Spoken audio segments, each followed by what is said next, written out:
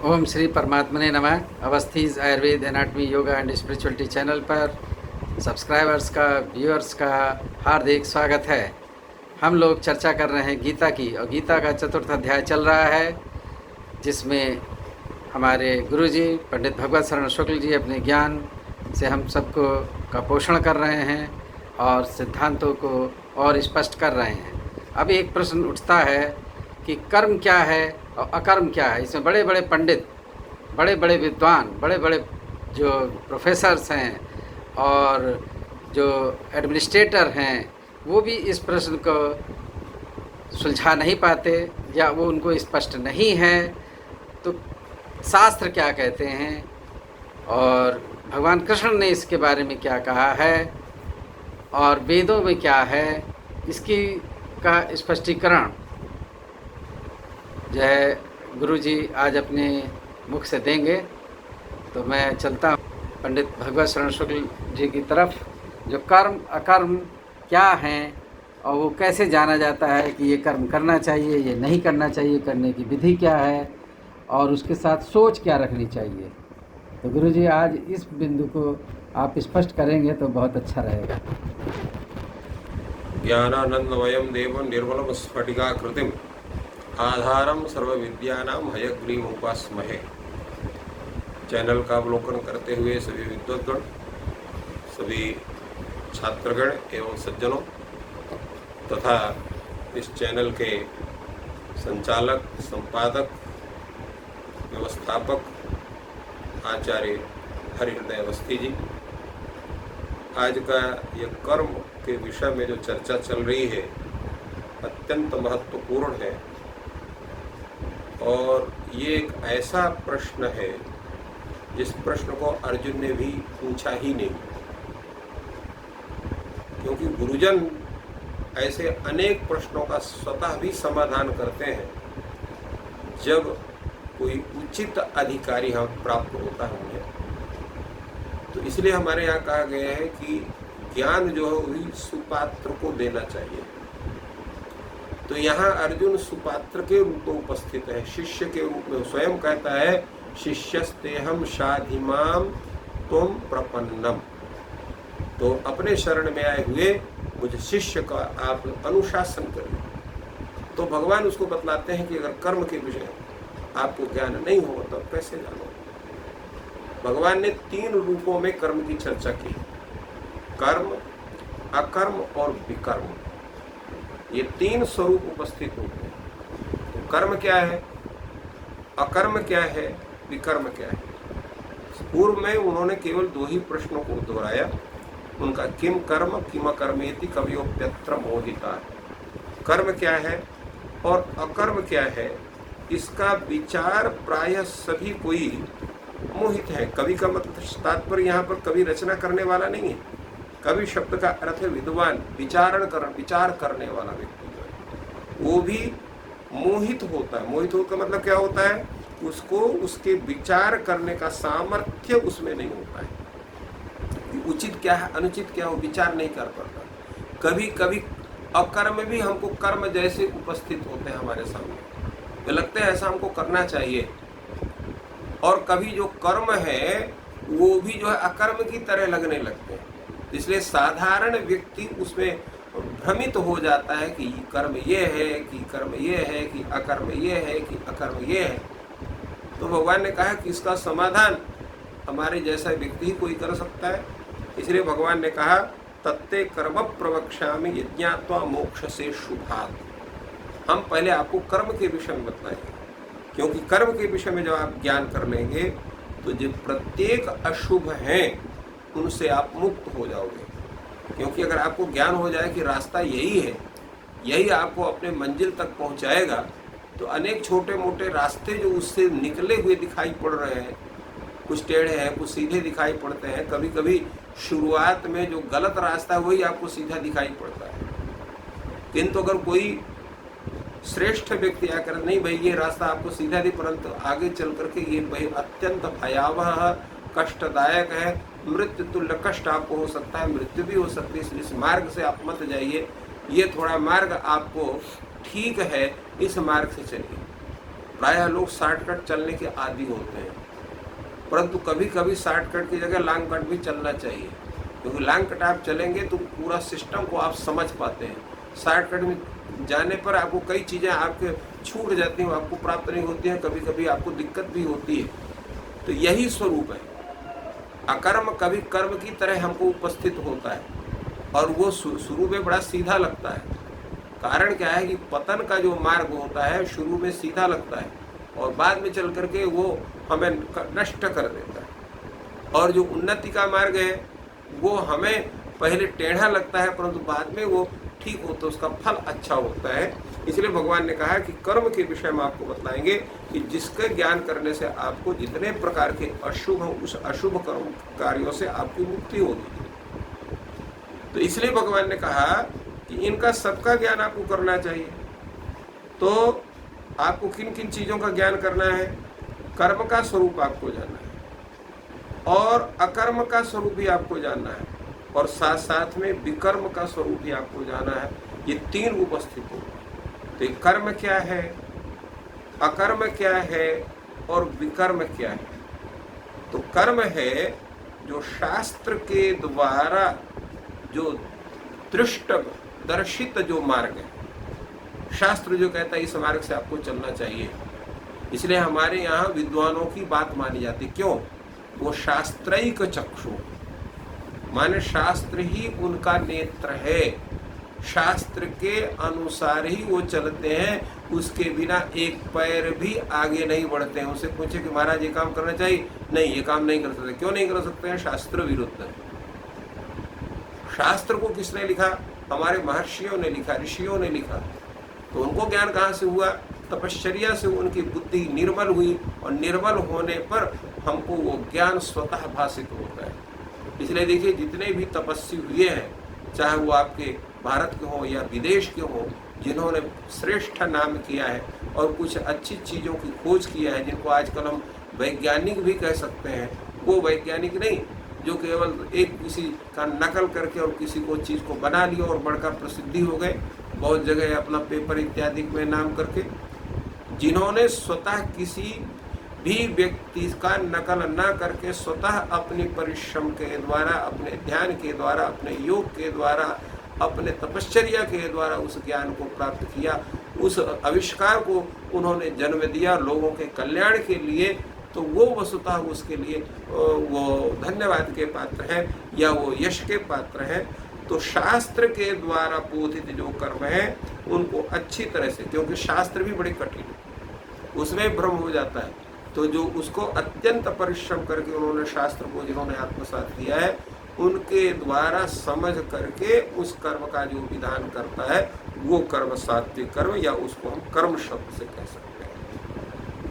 इसी तरह से अकर्म क्या है? अकर्म ये है कि मन, वाणी और शरीर के द्वारा जो होने वाली क्रियाएं हैं उन क्रियाओं के स्वरूप को त्याग करके, अर्थात उनके फल की इच्छा न रख करके, केवल जो ये समझ लेना कि ये मात्र अकर्म वास्तविक स्वरूप में ये नहीं है, उसका भिन्न स्वरूप है और जो कर्म की तरह दिखाई पड़ता है किंतु वस्तुतः वो कर्म नहीं है, उसको समझ करके उसका त्याग करना ही उचित होता है, वो अकर्म है। जो कर्म ना होते हुए भी कर्म की तरह भाषित हो, प्रतीत हो, वो अकर्म है। जैसे हम लोग कहीं रास्ते में जाते हैं, कोई दुष्ट व्यक्ति है, उसने वेश बदल करके और अपना वो बैठ गया वहाँ पर भिक्षा मांगने के लिए या कुछ सहायता लेने के लिए।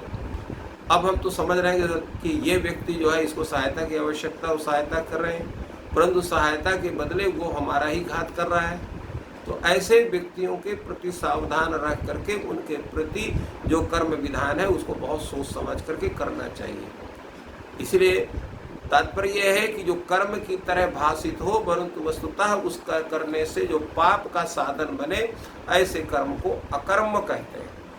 गुरुजी, और विकर्म एक चीज ये है कि जो आप अभी अकर्म बता रहे हैं, हाँ जी, ये बहुत ही क्लिष्ट है। हाँ, जो मेरे को लग रहा है, क्योंकि मैं तो मतलब पद भी प्राप्त है भगवान की कृपा से। जब मेरे को क्लिष्ट लग रहा है तो सामान्य श्रोताओं सब्सक्राइबर को लग रहा होगा, तो इसके लिए एक दो और उदाहरण अगर आप सामाजिक देंगे हाँ। तो जिससे और स्पष्ट हो जाएगा। अभी हम लोग अगले पे जय विकर्म पे बाद में चलेंगे, पहले इसी अकर्म का एक दो और सामाजिक उदाहरण दे दें, क्योंकि उदाहरणों से और वो स्पष्ट हो जाता है। जी जी, जैसे अभी एक उदाहरण दिया, दूसरा उदाहरण भी हम आपको देते हैं। क्योंकि मनुष्य जब किसी भी कर्म को करता है तो मन से सोचता है, वाणी से उसके विषय में चर्चा करता है और अपने जो है शरीर से उन कर्मों का विधान करता है। यही प्रक्रिया है प्रत्येक कर्म करने की। तो इन कर्मों करने की जो क्रिया का स्वरूप है, तो क्रिया का स्वरूप दो है, एक शास्त्रीय विधि से है, एक स्वेच्छा से। तो स्वेच्छा से जब उसका हम कर्म करते हैं तो वो अकर्म के स्वरूप को प्राप्त होता है, और शास्त्र विधि से जब करते हैं तो वो कर्म को प्राप्त होता है वही स्वरूप। ये एक दूसरा उदाहरण आपको माना जा सकता है कि शास्त्र विधि से किया गया कर्म वो कर्म है, और शास्त्र विधि से न होकर के स्वेच्छा से निर्णय करके कर्म करना वो अकर्म है। ये आप कह सकते हैं। जैसे मान लीजिए कि आप दान करते हैं, दान करना कर्म कहलाता है, परंतु दान किसको करना चाहिए? जो आपके द्वारा प्रदत्त वस्तु का सदुपयोग करे। सदुपयोग भी तीन प्रकार का है। प्रथम उपयोग है अपने परिवार और अपने स्वयं का उपभोग करें, उसका अपना पालन पोषण करे अपने परिवार का या स्वतः स्वयं का। दूसरा है उसको सदुपयोग करे, अर्थात स्वयं दान आदि में या यागादि कर्म में या भगवान के पूजन में या किसी की सहायता में लगावे। ये दूसरा उसका उपयोग हो गया। तो दो तरह का उसका उपयोग है। और तीसरा भी उसका उपयोग है। तीसरा उपयोग है कि अनेक प्रकार के अपकर्म में, जुआ खेलने में, व्यभिचार करने में, या जो है उसका जो है अनेक प्रकार के शराब आदि के सेवन में उसको लगाता है, तो वो भी उसका एक उपयोग है। तो तीन प्रकार का उपयोग हुआ। तो दो प्रकार का उपयोग तो किसी तरह से सही है, तो उसमें आपका सदुपयोग होता है। इसलिए ऐसे व्यक्ति को दान देना चाहिए जो या अपने स्वतः अपने स्वयं का, अपने परिवार का पोषण करे, या उसे यागादि अच्छे कर्म में उसको लगावे। इसलिए सब कहा है कि विद्वान को आप दीजिए, अच्छा मैंने जो शास्त्र विधि का जानकार है। अभी आपको 17वें अध्याय में और 18वें अध्याय में जो है राजस दान, सात्विक दान, राजस दान और तामस दान की सबकी चर्चा होगी, जिसमें हम लोग और स्पष्ट करेंगे कि किसको दान प्राप्त करने का अधिकारी कौन है, किसको दान देना चाहिए, किसकी सहायता करना चाहिए, किसका क्या करना चाहिए, सत्य का स्वरूप क्या होता है। तो हम जब शास्त्र विधि के अनुसार उसी कर्म को करते हैं वो कर्म हो जाता है।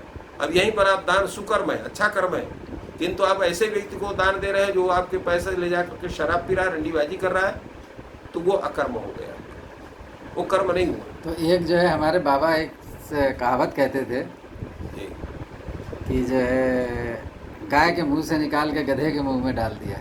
हाँ, इसका क्या अर्थ होता है गुरुजी? हम ये नहीं समझ पाए। वही ऐसा है कि सुपात्र से निकाल करके कुपात्र को दे देना। किसी वस्तु को सुपात्र से हटा करके कुपात्र को दे देना, क्योंकि बाबा इस कहावत को बहुत कहते थे। वही है, वो कर्म वही है। परंतु अगर शास्त्र विधि से होता है, अधिकारी के जान करके होता है, तो वो कर्म हो जाता है। और स्वतः विचार बिना विचारे शास्त्र विधि का अवलंबन लिए अपने ही विचार को प्राथमिकता देते हो कि हम बड़े ज्ञानी हैं, हम बड़े बुद्धिमान हैं, हम बहुत जानते हैं, और आप अपनी प्रवृत्ति का वहाँ पर परिचय देते हैं, तो कर्म होते हुए भी वो अकर्म हो जाता है। तो ये कर्म और अकर्म का भेद है, ये बड़ा कठिन है। परंतु कठिन होने के बावजूद भी एक सरल सा इसका है, शास्त्र विधि के अनुसार जो कर्म विधान है वो कर्म है, और स्वेच्छा से उसी कर्म को अगर आप करते हैं तो वो अकर्म हो जाता है। और विकर्म, विकर्म का क्या स्वरूप है? विकर्म का यह है झूठ बोलना, किसी से कपट करना, चोरी करना, व्यभिचार करना, हिंसा करना, अनेक प्रकार के पाप करना, ये जो है विकर्म के अंतर्गत आते हैं। इनको विकर्म कहते हैं। इसलिए कर्म का भी ज्ञान, भगवान कहते हैं कर्मणो ह्यपि बोधव्यम बोधव्यम च विकर्मणा अकर्मणश्च बोधव्यम गहना कर्मणो गति। कहते इनका जब तक तीनों को आप अच्छी तरह से नहीं जान लेंगे तब तक कर्म के विज्ञान को नहीं जान सकते। इसलिए कहते हैं, तो अब ये एक प्रश्न उठ गया, सब कोई तो शास्त्र जानता नहीं है, तो कैसे कर्म अकर्म और विकर्म को जानेगा? आप कहते हो कि शास्त्र के अनुसार कर्म को करना चाहिए, तो जैसे प्रत्येक व्यक्ति डॉक्टर नहीं है, परंतु उसको जब रोग होता है तो दवा लेने के लिए किसके पास जाता है? चिकित्सक के पास जाता है, डॉक्टर के पास जाता है। आपका जो है प्रत्येक व्यक्ति जो है कानून नहीं जानता है, किंतु जब उसको किसी प्रकार की कानूनी सहायता लेनी होती है तो किसके पास जाता है? वकील के पास जाता है। इसी प्रकार जब आपको अपने घर की पुताई करना है तो जो पोतने वाला है, जो घर बनाने वाला, तत्त व्यक्ति विशेष के पास जाते हैं। किंतु जब आपको अपने सही मार्गदर्शन प्राप्त करना है तो आप किसी अच्छे विद्वान के पास जाएंगे, वो आपका मार्गदर्शन करेगा। आप उसके पास न जाकर कोई साधारण व्यक्ति के पास चले जाते हैं। क्यों? डॉक्टर को फीस देने में आपको दिक्कत नहीं है, किंतु किसी विद्वान को दक्षिणा देने में आपको दिक्कत है, वो नहीं निकलती है जल्दी से। तो प्रति विद्वान जो व्यक्ति है, जो आपको सही मार्गदर्शन कर सकता है, उसके पास जाकर के अगर कहीं आपको आशंका होती है, एक तो ये निश्चित है कि बहुत सी चीज़ें हमारी परंपरा में प्राप्त है। आपकी परंपरा में ही ये मालूम है कि हमारे कुल में ऐसा होता है, हमारे खानदान में ऐसा होता है, हमारे क्षेत्र में ऐसा होता है, हमारे क्षेत्र में इस तरह का होता है। तो ये वस्तुतः शास्त्रीय विधि परंपरा से अनेक उपस्थापित है, उनका भी अनुसरण करें तो कर्मत्व का स्वरूप बन जाता है। परंतु आज एक चीज सब जगह उपस्थित हो गई, अरे साहब ये ढकोसला है, ये तो रूढ़िवादी है, या तो ये एकदम पिछलग्गू है, हम लोग मॉडर्न है। तो मॉडर्न होना ही अकर्म का स्वरूप पहले बन जाता है। मॉडर्न का मतलब ये नहीं होता है, मॉडर्न का मतलब ये होता है कि कहीं भी अच्छी चीज़ है उसको लेना चाहिए, परंतु गलत चीज़ को भी केवल मॉडर्न होने के कारण उसको नहीं अपनाना चाहिए। वो अकर्म नहीं और विकर्म की श्रेणी में आ जाता है। आज बहुत लोगों को हम देखते हैं कि जो है वो अपनी परंपरा को छोड़ करके मॉडर्न होने के चक्कर में वो विकर्म ही करते हैं, न तो अकर्म भी नहीं कर पाते हैं, विकर्म में ज़्यादा रुचि बढ़ती है। कारण ये है कि जैसे किसी एक बंधे हुए घोड़े को छोड़ दीजिए तो इधर उधर ही जाएगा, किसी गंतव्य स्थल में आपको नहीं पहुंचाएगा, परंतु शिक्षित और लगाम लगा हुआ वही घोड़ा आपको आपके गंतव्य स्थल को पहुंचा देता है। तो शास्त्र ही वो लगाम है जो हमारे ऊपर लगती है और हम अपने गंतव्य अर्थात जो हमारा प्राप्तव्य स्थान है उसको हम प्राप्त करते हैं। और नहीं तो फिर हम कर्म अकर्म को ही कर्म समझने लग जाते हैं या विकर्म को ही अपना मुख्य स्वरूप मान लेते हैं। तो इनसे तभी छुटकारा हो सकता है जब इनका सही आपको ज्ञान हो। किसी विद्वान जो स्वयं कर्म अकर्म और विकर्म को जानता हो, उसके साथ बैठ करके ढंग से अध्ययन करके जान करके अपने परंपराओं को अपने पूर्वजों से, आपके पिता हैं, आपके पितामह हैं, आपकी माँ है, आपकी दादी हैं, उनसे समझ करके, क्योंकि पहले गुरु तो वही है जो घर में है। इसके बाद जो श्रेष्ठ आचार्य जो शास्त्र विधि को जानने वाला है, उससे समझ करके इन कर्मों को करना चाहिए। कारण क्या है कि जब तक आप उसके स्वरूप को नहीं जानते हैं तब तक आप कर्म विधान करने में कुशल नहीं होंगे। भगवान कहते हैं कर्मणि अकर्मम यह अकर्म यह पश्येत अकर्मणि च कर्म यह सबुद्धिमान मनुष्येषु संयुक्ता कृत्स्न कर्म कृत। ये बहुत बड़ी बात है ये, और ये इतनी वैज्ञानिक है ये बात और इतनी ज्ञान की बात है कि अगर इसको समझेंगे तभी आप समझ सकते हैं कि कर्म इत्यादि। तो कर्मणि अकर्म यह पश्येत, जब हम कर्म विधान कर रहे हैं तो इसमें अकर्म क्या है, इसका जब हम सही विश्लेषण कर लेंगे तभी हम कर्म कर सकते हैं। इसी प्रकार जो है जब हम अकर्म जो हम कर रहे हैं तो उसमें हम ये ढूंढेंगे इसमें कर्म क्या है, माने कर्म में अकर्म को ढूंढ करके उसका त्याग और अकर्म में कर्म को ढूंढ करके उसको अपनाना। ये जब ये इतनी बुद्धि हमारे अंतर्गत हो जाएगी, इतने हम होंगे तो हम मनुष्यों में सबसे बड़े बुद्धिमान माने जाएंगे। भगवान कहते हैं सबुद्धिमान मनुष्येषु, वही जो है बुद्धिमान मनुष्यों में कहा जाता है। और संयुक्ता कृत्स्न कर्म कृत, वो संपूर्ण कर्म विधान करने में वो कुशल माना जाएगा, समस्त कर्म को कर सकता है क्योंकि उसको ज्ञान हो गए। इसलिए हमारे यहाँ पंडित किसको कहते हैं जो सत असत का ज्ञान करने में पूर्ण रूप से समर्थ हो वो पंडित है।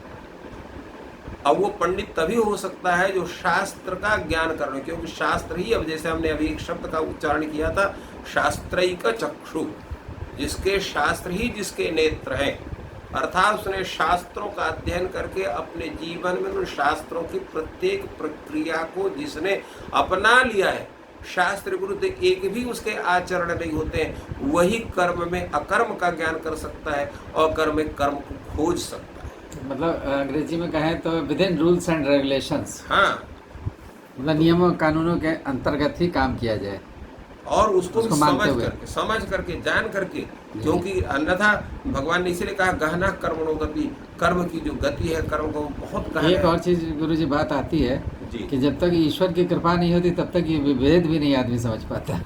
देखिए, ईश्वर की कृपा का तात्पर्य क्या है? ईश्वर की कृपा का तात्पर्य है कि ईश्वरार्पण बुद्धि होना। इसलिए भगवान अभी आगे कहेंगे, यत् करोषि यदस्नासि यत् जुहोषि ददासि यत् तपस्यसि कौन्तेय तत्पुरुषमदर्पणम्। जो आप करते हो, जो आप किसी को देते हो, यत् करोषि, और जो आप खाते हो, यदस्नासि, यत् करोषि यदस्नासि यत् जुहोषि, जुहोषि माने दान देना या हवन आदि कर्म करना, यज्ञ आदि कर्म करना, और जो आप किसी यत् ददासि, जो किसी को आप दान करते हो, यत् करोषि यदस्नासि यत् जुहोषि ददासि यत् ददासि यत्, तो वो सब हमारे में अर्पण करते हैं। तो जो हमको अर्पण आप कर दोगे, अर्पण करने का मतलब क्या है कि ये सब जो कर रहे हैं ये आपका ही है, आपके लिए, हमारे अपने लिए कुछ नहीं। हाँ, तो इस तरह की जब भावना बनेगी तब आपका वो जो स्वरूप है वो भगवान की कृपा होगी। भगवान क्या होगी? भगवान के प्रति जब आपका समर्पण बुद्धि बनती है तो भगवान आपको वो बुद्धि देते हैं कि आप कर्म में अकर्म को ढूंढ लीजिए और अकर्म में कर्म को ढूंढ लीजिए। और वो बुद्धि जब गुरुजनों के माध्यम से हमको उपलब्ध होती है तो वो बुद्धि प्रशस्त हो जाती है, तो वो बुद्धि दृढ़ हो जाती है। जैसे कोई एक चिकित्सक है, उसने सर्जरी का खूब अच्छे ढंग से पूरे ग्रंथ को याद कर लिया, परंतु जब तक किसी अच्छे सर्जन के संरक्षण में 10, 20, 50, 100 केस वो नहीं कर लेता है तब तक उसका हाथ सही नहीं होगा। इसी प्रकार आप मान लीजिए चिकित्सक हैं, एक ही रोग के जब आप कम से कम सैकड़ों मरीज देखेंगे तब आपको पता चलेगा इस रोग के इतने लक्षण हो सकते हैं, उसके पहले आपको नहीं पता चलेगा। उसके साथ साथ भी किसी भी चिकित्सक को अकेले चिकित्सा नहीं करनी दी जाती है, एक बड़े चिकित्सक के अंतर्गत उसको रह करके प्रैक्टिस करनी पड़ती है, वो भी एक विशेष अध्ययन है। तो प्रत्येक विद्या के अध्ययन में गुरु की आवश्यकता पड़ती है, वही सही मार्ग दिखलाते हैं। तो शास्त्र में भी वही है, जिसने शास्त्र को पढ़ा है अपने गुरुजनों के समक्ष बैठ करके शास्त्र के अनुसार उन आचरणों को समझा है, किया है। इसलिए हमारे यहाँ विद्वान किसको कहते हैं? पढ़ने लिखने वाला विद्वान नहीं है, पढ़ने लिखने के साथ उसको क्रियावान होना चाहिए। यस्तु क्रियावान पुरुषा स विद्वान, जो क्रियावान है अर्थात उस अपने विद्या को अपने आचरण में आत्मसात कर लिया है, वो विद्वान। वही जानता है कि क्या कर्म है क्या नहीं कर्म है। तो इस तरह से वो कर्म का योगी तभी बन सकता है जब कर्म अकर्म विकर्म को अच्छी तरह से जाने। एक और सामयिक प्रश्न है गुरुजी जी, कि जब आपने दान की बात करी, हाँ, तो मुंबई में एक ये मुहिम छेड़ी गई है जी, कुछ एनजीओ और कुछ उनकी तरफ से, जी, जो न्यूज़पेपर में हमने पढ़ी, जी, कि उनका ये कहना है कि जो लोग जैसे भीख मांग रहे हैं जी, शहर में और कहीं भी हम लोग देखते ही हैं, जी, तो उनको पैसे देने की जगह भोजन, वस्त्र, मतलब ऐसी चीज़ें दीजिए जो उनकी आवश्यकता है। जी, क्योंकि बहुत से लोग जी, बच्चों का अपहरण करके उनसे ये धंधा कराते हैं और उनसे ज़बरदस्ती फिर छीन लेते हैं उस पैसे को। जी, क्योंकि हम लोग भावनाओं के आधार पे और उनके हाथ पैर काट के कुछ इस तरीके से वो लोग उसको यूज करते हैं। जी, तो उसको रोकने के लिए ये संदेश चारों तरफ प्रचारित किया जा रहा है, और कई व्हाट्सएप और उन सब में भी आया हो, सबने पढ़ा भी होगा कभी, जी, कहीं ना कहीं, कभी ना कभी, जी, कि खाने पीने की और ऐसी चीज़ें जो उसको वास्तव में ज़रूरत है। जी, और पैसा देने से ये है कि वो जो भी उसको यूज कर रहा है आदमी, तो उसके पास पहुंचता है और उससे और ज़्यादा ये चीज़ बढ़ती है। इसके बारे में आपका, क्योंकि अभी दान की आप चर्चा कर रहे थे, तो देखिए, शास्त्र इसके बारे में क्या कहता है? शास्त्र तो आपको पहले की दान किसको देना है? सुपात्र को देना है। सुपात्र में अब जैसे यह क्योंकि भावनात्मक रूप से कोई जो है जब तो मांग रहा अब है, ये जो हमको लग रहा है वो भूखा है, जी, आवश्यकता है, कपड़े नहीं है उस पे। देखिए, जब भिक्षा व्यापार बन जाए तो वो भिक्षा का स्वरूप नहीं होता है, वो व्यापार का स्वरूप होता है। आपको धनार्जन करना है, धनार्जन के अनेक रास्ते हैं, उसमें भिक्षा भी एक आ जाता है। तो अब भिक्षा में धनार्जन का दो तरह का स्वरूप होगा, एक स्वतः मांग करके धनार्जन करना, और दूसरा किसी का शिकार हो करके और उसको लाभ कराते हुए अपना लाभ करना। तो ये दोनों चीजें गलत है। स्वतः भिक्षा को व्यापार बना लेना, या जो है किसी के द्वारा, जैसे आपने कहा बहुत से लोग किसी को करते हैं, इसमें अनेक जो है फिल्में भी बन चुकी हैं कि लोग जो है व्यापार करते हैं, उनको लगा देते हैं, वो भी गलत है। ये काम रोकना दोनों का कर्तव्य है, सरकार का भी कर्तव्य है और समाज का भी कर्तव्य है कि ऐसे लोगों को लोग सावधान करें। और जो महानुभाव इस तरह का व्यापार कर रहे हैं, चाहे स्वतः भिक्षा मांग करके या किसी के शिकार होकर के भिक्षा मांग कर रहे हैं, तो उनको भी स्वतः संभल करके और अपने को सही रास्ते में लाने का प्रयास करना चाहिए। और सर, क्योंकि जब भी लापरवाही होगी समाज में, तो दुष्ट जन हमेशा उठ के खड़े होंगे समाज को नष्ट करने के। उसके अनेक तरीके होते हैं, इसलिए ये कर्तव्य होता है अधिकारी वर्ग का कि ऐसे लोगों को, ये ठीक है वो कर रहे हैं, हम तो ये कहना चाहेंगे कि ये ठीक है, वो मुहिम भी एक तरह से कुछ हद तक कही जा सकती है, बशर्ते इस कर्म करने वाले जो व्यक्ति हैं उनको पकड़ करके दंडित करिए, इस तरह के समाज में व्यक्ति ही ना उपस्थित हो। दूसरे क्या है कि जो आप अगर उनको शिक्षित भी करना चाहें, जो व्यापार जिन्होंने भिक्षा को बना लिया है, तो वो जो है शिक्षित नहीं होते हैं। ऐसा हमने सुना था किसी एक राज्य में जितने भिक्षुक थे उनको सबको पकड़ करके एक जगह रखकर उनको प्रशिक्षण करने का स्वरूप बनाया गया, और रात्रि में सब बाउंड्री पार करके और भाग खड़े हुए। क्यों? उनको व्यापार उनके अंदर कर घुस गया है। तो व्यक्ति का आलस्य और बिना कुछ काम किए अगर उनको हर एक प्रकार की सुविधा हो सकती है, तो वो व्यापार का स्वरूप बनेगा। भिक्षा का वो स्वरूप है, जैसा हमने पहले बतलाया, उस भिक्षा के अन्न से जो द्रव्य आपको मिला उसे अपना पोषण और अपने परिवार तक का पोषण मात्र कर रहे हैं, वो भी मजबूरी बच चुकी है। अन्य आपके कोई साधन नहीं है भिक्षा के आधार पर, तो वहां तक उसका भिक्षा का अधिकार बन सकता है। परंतु अगर आप कर्म करने में सक्षम हैं, तो भीख मांगना उसको मृत स्वरूप कहा गया, क्योंकि मृत अमृत और मृतामृत ये तीन वृत्ति मानी गई। तो भिक्षा जो हो मृत वृत्ति में आता है, और कृषि जो है मृत अमृत में माना जाता है, और अपने विशुद्ध कर्म करते हुए अपने जीवन निर्वाह करने वाला वो अमृत वृत्ति कहलाता है। और जो नौकरी है, आजकल जो नौकरी को लोग सब बहुत मानते हैं, तो ये भी मृत वृत्ति ही ये भी मानी जाती है। आपको शायद ज्ञान नहीं होगा इसका, जो है धर्मशास्त्रों में इसको भी मृत वृत्ति का है, क्योंकि आप चाहे प्रोफेसर हो चाहे कोई, किसी न किसी अपने बास की डांट सुननी ही पड़ती है। तो जहाँ डांट सुनने पड़ गई वो मृत वृत्ति हो गई। और जब स्वतः स्वतंत्र होकर करते हैं, इसलिए अयाचित वृत्ति, जैसे अध्यापन आप कर रहे हैं, यद्यपि संप्रति वो चीज बन नहीं पा रही है, अगर कोई शिष्य है या कोई बाहरी व्यक्ति है बिना मांगे आपको कुछ दे रहा है कि सर आप ये कार्य कर रहे हैं, ये मेरे तरफ से, ये आपके परिवार की या आपके जो है योगक्षेम के लिए ये है, इसको आप स्वीकार करें, तो वो अमृत वृत्ति हो गई। तो आपके प्रभाव से प्रभावित होकर के स्वतः अगर कोई आपको दान में देता है या आपको सहायता प्रदान करता है, तो अमृत वृत्ति है। अगर आप कहीं नौकरी करते हुए और किसी को से प्राप्त करते हैं, तो अमृत अमृत के रूप में है। और भिक्षा मांग करके, चाहे उसको व्यापार के रूप में जिस रूप में है, वो भिक्षा भी वो मृत वृत्ति, इसलिए उसको मृतक के समान उसको माना गया है। तो इसलिए सरकार का भी ये कर्तव्य है कि इस तरह से जो भिक्षा को व्यापार बना के काम कर रहे हैं उनको शिक्षित किया जाए, और ऐसे व्यक्तियों को दान देने का जो है शास्त्र के द्वारा आज्ञा नहीं है। शास्त्र यही कहता है कि जो वास्तव में जो दीन है, दुखी है, उसकी सहायता करनी चाहिए किसी भी रूप में, परंतु जो व्यापार बना लिया है उसको मार्ग में लाने का भी सभी का कर्तव्य होता है। तो दान उसी को देना है जो आपके द्रव्य का सदुपयोग करे। सदुपयोग की परिभाषा हमने पहले आपको बताई जी। तो ये है।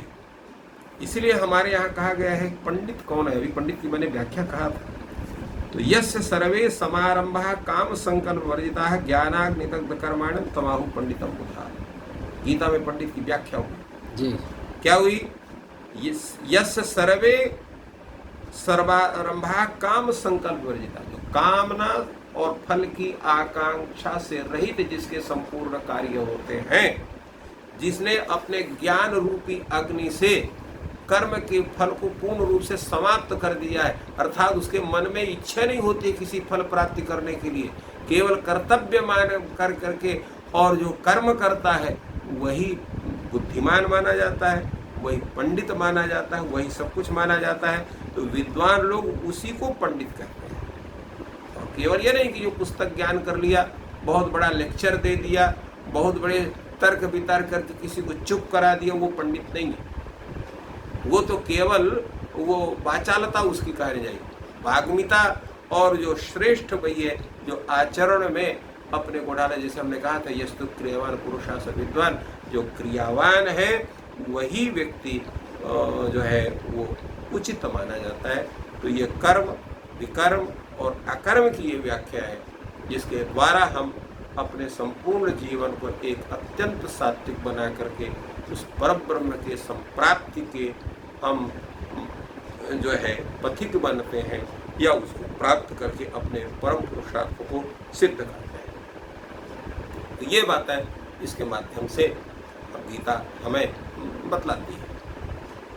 तो बहुत ही सुंदर विवेचन आपने किया कि कर्म क्या है, अकर्म क्या है और विकर्म क्या है। तो इन बातों का गुरुजी ने बहुत अच्छा विश्लेषण किया कि कर्म क्या है और अकर्म क्या है और विकर्म क्या है। तो अगर सुधीजनों, सब्सक्राइबर्स, व्यूअर्स, आपको ये वार्ता पसंद आ रही है तो चैनल को सब्सक्राइब करें और अपने मित्रों से शेयर करें।